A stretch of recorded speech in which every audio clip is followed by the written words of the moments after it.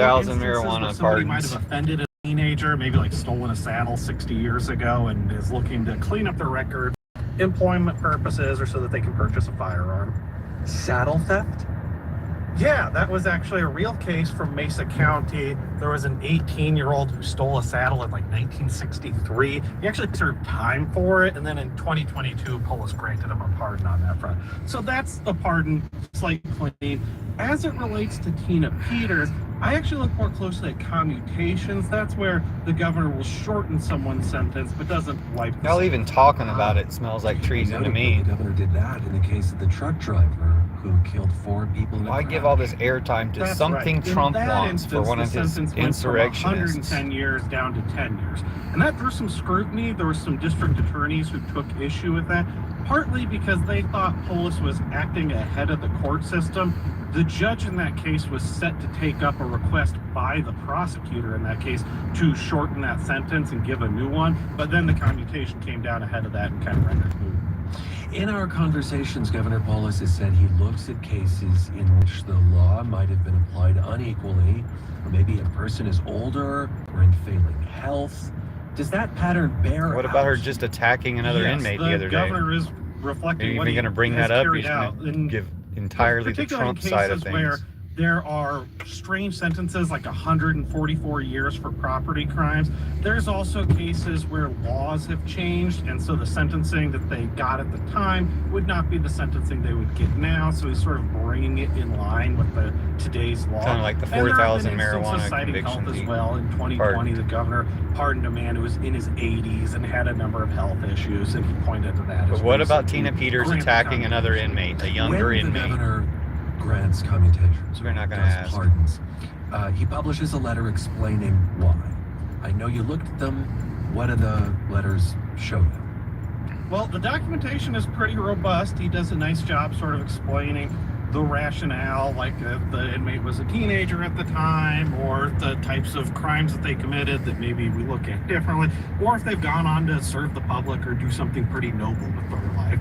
One thing, as it relates to Peters, that I'll bring up is he almost always notes contrition on the part of offense. Which she didn't have. We'll talk about accountability, remorse, those sorts of things. And that stands out because that is not something that we have heard from Tina Peters. And she attacked somebody in jail. Sorry for what they've done. Okay, But you're not CPR gonna bring Public that up. Affairs reporter Benta Berkland is considering the policy.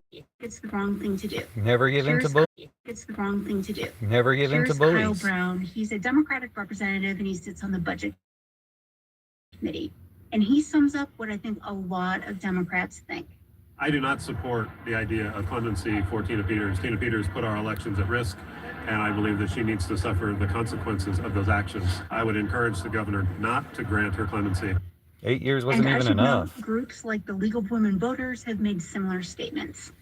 What do the state's Republicans have to say about this?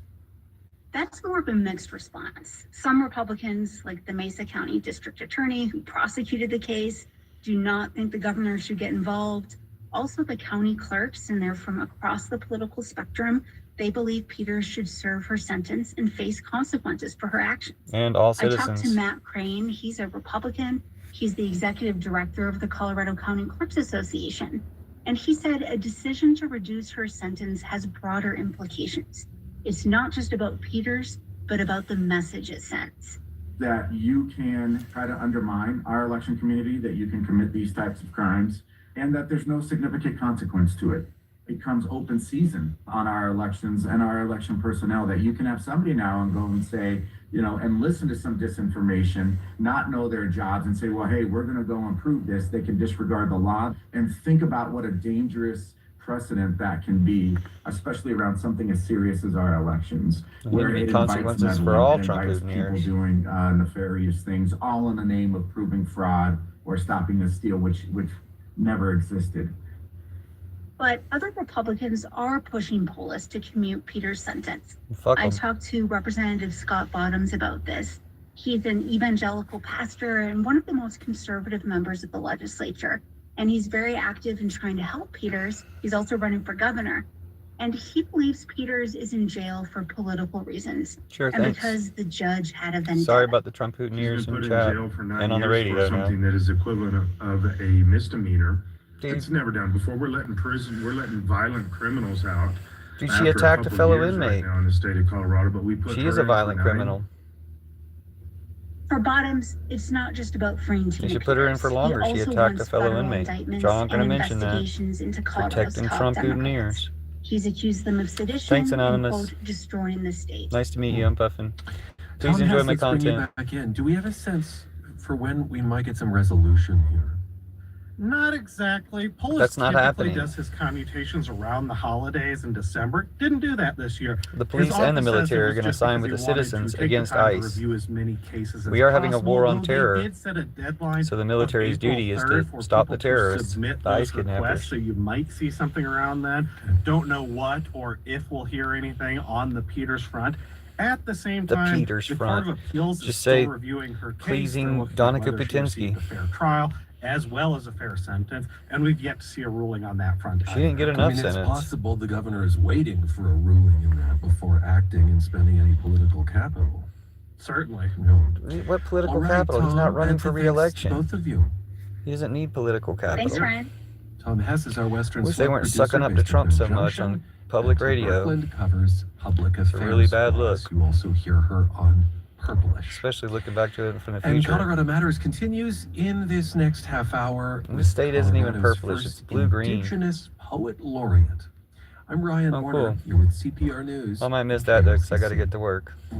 Thanks, though. See y'all later. Colorado is more than a rectangle, more than mountains and plains.